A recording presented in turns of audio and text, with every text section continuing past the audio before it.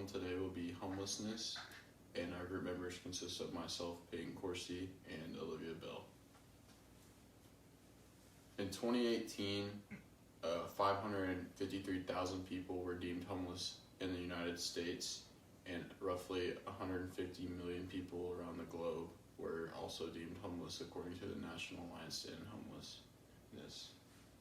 And our problem that we're going to be discussing is homelessness, and what that might look like and what it could cause, how people become homeless, and solutions for people that are homeless in order to get back on their feet and return to their normal lives that they once lived. What is homelessness? Homelessness can be traced back to the 1640s and earlier in the 17th century.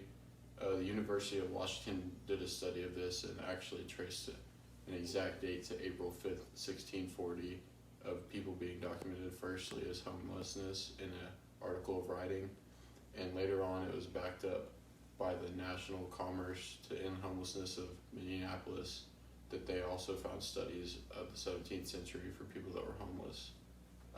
These descriptions of people that were homeless, according to the Minneapolis study, were people that were outcast and using earth as God's gift to nature. What causes homelessness?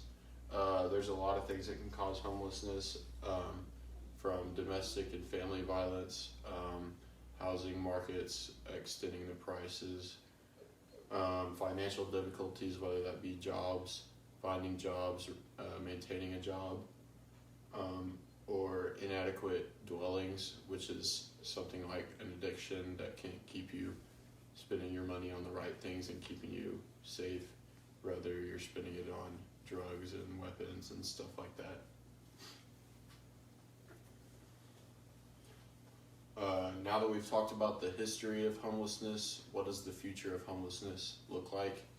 It is said that the cost of ending homelessness is probably one of the cheapest issues that we have in America right now, compared to cutting nuclear weapons and eliminating capital gains and tax cuts, which is saving people money.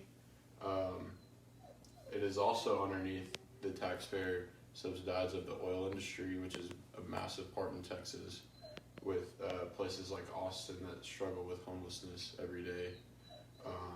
This could be something that we could work towards, a goal of finding something that we could spend our taxpayer money on to help our brothers and sisters that are homeless and trying to find them a place to live. Homelessness, why it's a problem? It's a problem just because it keeps people unsafe on the streets, whether it be substance abuse, malnutrition, diseases, especially with COVID-19 going around. It keeps people on the streets not getting the proper medical care, and things like mental health problems can also come into play, where their mind's not right, where they're not in a safe environment, where they can't feel like they can leave a job or leave somewhere and go home and be at peace with themselves. So it really is just a fact of trying to help people get back on their feet, trying to lead them down the right path in society to better their lives and better an overall economy and worldly life.